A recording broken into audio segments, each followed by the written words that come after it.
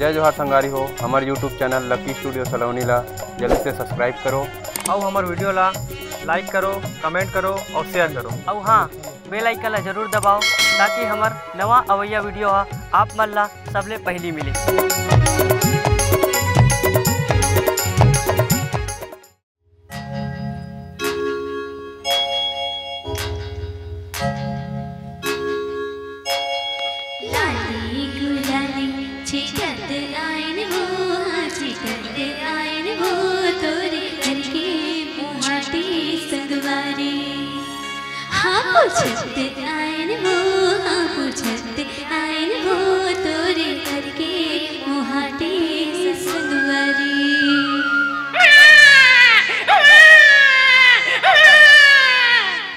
ओहो, चुप कराना वो लई कला। वो देख सुआ नाचने वाले गलो आगे। सुहाना जीवर आयल हो, सुहाना जीवर आयल हो, तोरे घर के दुआरे संगवारी। आहा, कक्का सुघर नाचता होगा तो बेटी। आई, आओ गाओ, आओ नाचो, गाओ गाओ, गाओ गाओ गाओ गाओ गाओ। हाँ।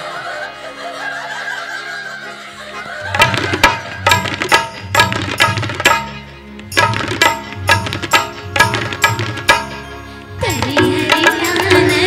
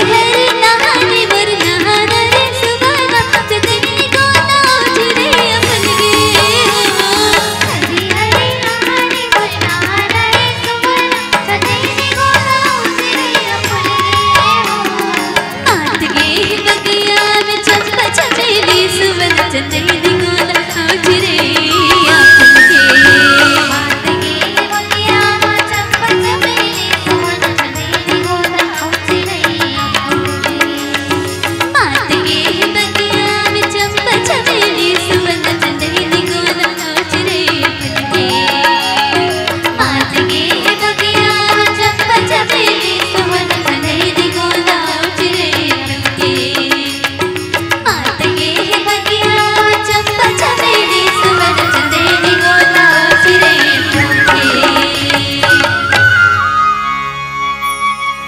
जैसे के मैया मोर ले देखो नारे सुवना की तैसे के दैवो आशीष नारे सुवना की तैसे के दैवो आशीष बिटवाना बिटवा तुर घर घर हो नारे सुवना के जियो तुम लाख बरिस नारे सुवना के जियो तुम लाख बरिस नारे सुवना के जियो तुम लाख बरिस।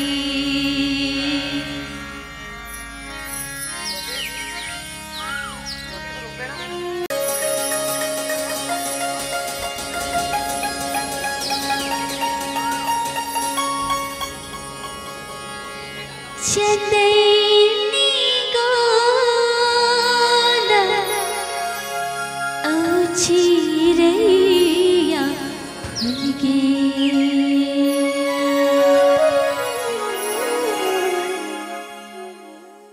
दोस्तों वीडियो अच्छा लगा तो हमारे चैनल लकी स्टूडियो सलोनी को सब्सक्राइब करें, वीडियो को ज़्यादा से ज़्यादा शेयर करें, लाइक करें, कमेंट करें।